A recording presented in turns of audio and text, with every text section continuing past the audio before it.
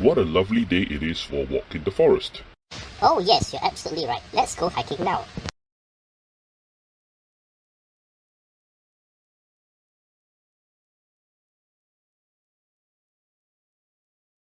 Oh no, it's starting to rain. What shall we do?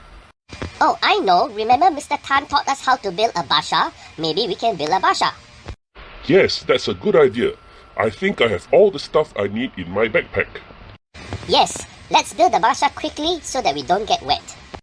But do you remember how to build the basha? Well, not really, but I have Mr. Tan's video right here in my phone. Let's look at it now. Hello everybody, I'm Mr. Tan. Today I'm going to teach you how to build a basha. Okay, first of all, I'd like to start with the equipment that we're going to use. Let's have a look over here. For a basha, we need to have 2 poles. You need to have 2 ground sheets. And you're going to need to have 6 tent pegs. 6 tent pegs, 1, 2, 3, 4, 5, 6. You're going to need a mallet to knock the tent pegs in. And you're going to need to have 6 cord, okay, 6 paracord or 6 ropes, something to tie the ground sheet to the ground and to the tent pegs. And optionally, you can have 4 clothing pegs. This will help you to make a neater basha. Okay, let's go to the field and we shall build our basha now.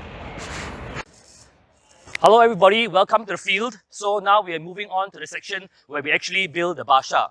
Okay, when you build a basha, you're going to have 2 ground sheets. The first ground sheet, the one that will be against the floor, that will be your base. And we're going to put on 1 more ground sheet that will form the roof of your basha. And the second ground sheet is here. Okay, so first of all, what we are going to do is we are going to put the verticals into the ground by using these poles. If you have a look at the basha, there will be the long side and the short side. The pole will be put at the middle of the long side, and together the long side will form the entrance or exit of your basha. So just a few inches away from the center eyelet, put your pole into the ground, put your vertical, and you can use your mallet and you can knock it into place like this. Okay, now we're going to repeat the process on the other side, and then we'll start by tying up the verticals.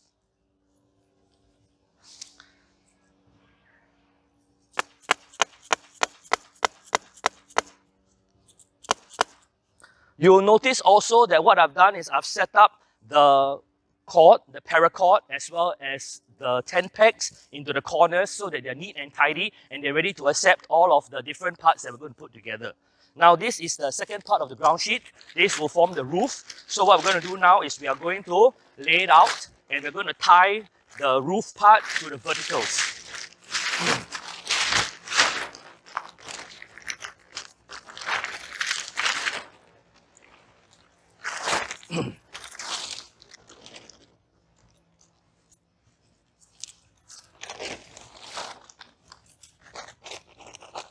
Okay, so we'll begin with 1 tent peg.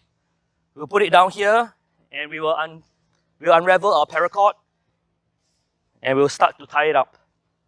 Okay, so the knot that you need here is you're going to need a thumb knot.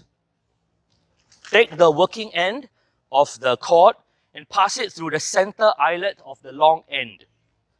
Do a thumb knot, also called an overhand knot. 1 overhand knot, 2 overhand knots, and you're done. Okay, now what we're going to do is we're going to use a clove hitch. Watch closely, a clove hitch, you form an X, and you're going to pass the standing end, the working end, through the X, and you'll form yourself a clove hitch. Now, how high should this clove hitch be? Slightly above your waist level, because when you sit down in the tent, you want it to be high enough so that it doesn't touch your head. Okay, we'll sit down in the tent later on and we'll see that the roof of the tent is above our head. So about above waist length. Right. Now, take your shoe, measure out 3 steps. 1 step, 2 steps, 3 steps. And this will be the place that you're going to put down your tent peg. Tent peg this way, 45 degrees in. Do not 45 degrees in this way. If not, the guy line, the paracord will pull it out easily. So you want to put it in against the direction of the paracord. Okay, so 45 degrees in, knock it into the ground. And the knot here you're going to use a round turn and 2 half hitches. Okay, so turn and round turn. And then you're going to do a half hitch here and another half hitch. So this is your round turn and 2 half hitches. Now, why do we do round turn 2 half hitch? You notice that right now the guide line is loose, correct? The advantage of a round turn and 2 half hitch is that it allows you to adjust the tension. So now watch, I will tighten the tension here and I'll push my 2 half hitches up and I suddenly have a tense guide line. So that is the purpose of the round turn and 2 half hitch. It allows you to adjust tension of your guide line. Let's do the other vertical now.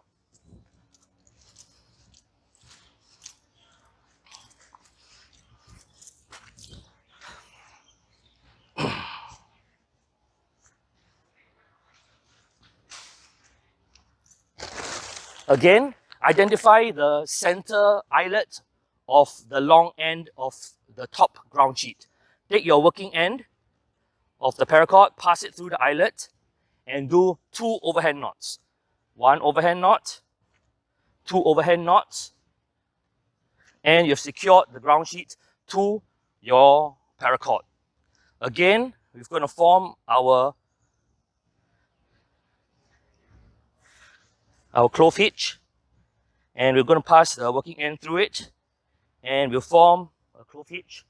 And once again, we're going to adjust the height such that it's slightly above our waist. 3 steps again. 1, 2, and 3. Okay, so approximately here. 45 degrees in, 45 degrees in, and knock into the ground the mallet. Once again, round turn and 2 half hitch. That's a round turn. And this is a 1 half hitch, 2 half hitch. Okay, loose, tension it, and slide the knot up. And you have the top part of your basha ready to go. Now what we're going to do is we are going to put them together and we're going to connect the corners and lay down the 10 pegs and the guide lines for the corners. Let's start.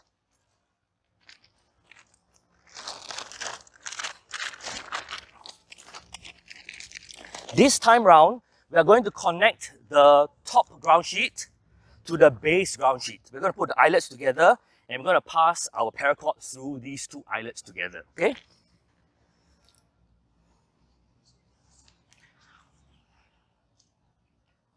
Okay, so working end, pass through the corner eyelet of the base ground sheet, and we also pass through the corresponding eyelet of the top ground sheet.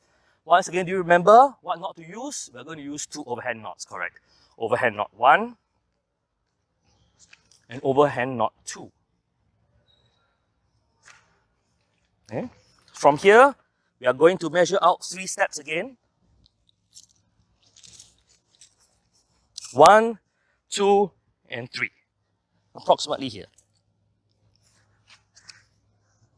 45 degrees in again. I'm going to pull this. Round turn. Okay, so the ground here is a bit soft, so we're going to have to knock it in a little bit more.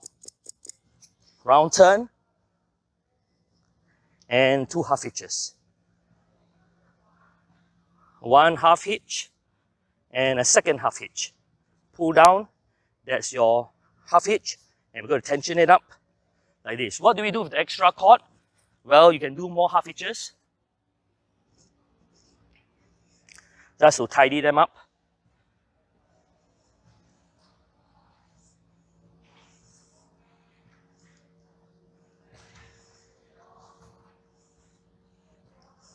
It's important not to let the string lie around. If not, what is going to happen is you may end up tripping on it, okay? So just tidy up the string. If not, you can always cut the string to make it neat. Okay, now we're going to do the diagonal side so that the tension is balanced.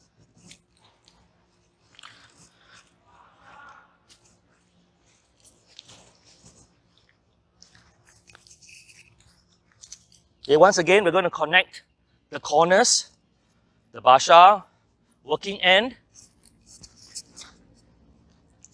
and the two corner eyelets. Working end through the two corner eyelets, overhand knot 1, overhand knot 2. Okay, about 3 steps. From here, 1, 2, and 3. About here, what we're going to do is we're going to try to imagine aiming for the corner there, so that this particular tent peg here, the center of our spine, our basha spine, and the other tent peg is in one line, as accurately as possible. Sometimes if you have a friend, you could get a friend to stand that side, so that you can visually see, yes, I'm in line. Okay, so 45 degrees in again, tent peg, round turn, and half hitch, half hitch. 2 half hitches, and you have your tension here. Once again, let's touch up on the rope. I'm just going to neaten up here a little bit. Okay, just a little bit more tension. Okay, now let's finish up with the 2 corners.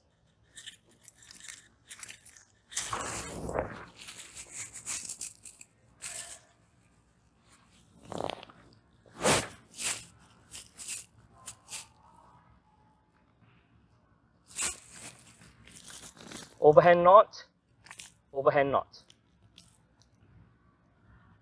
Sometimes you hear people say thumb knot. Okay, it's the same thing.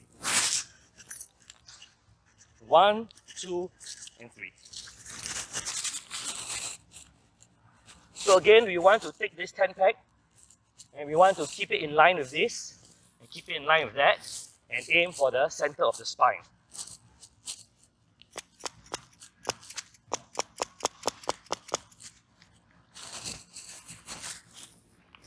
Round turn and half hitch 1, half hitch 2, and there's your 2 half hitches. Tidy up the string.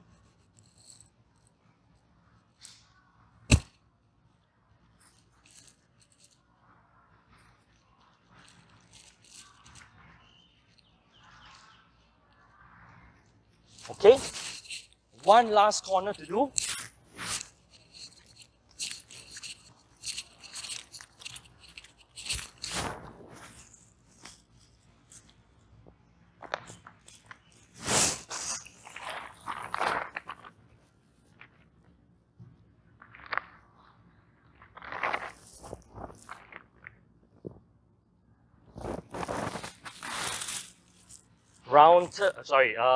Overhand knot, overhand knot. Okay, so step 1, 2, and 3. Once again, position the tent peg along the center of the spine and to match the tent peg on the other side so that it forms a nice line.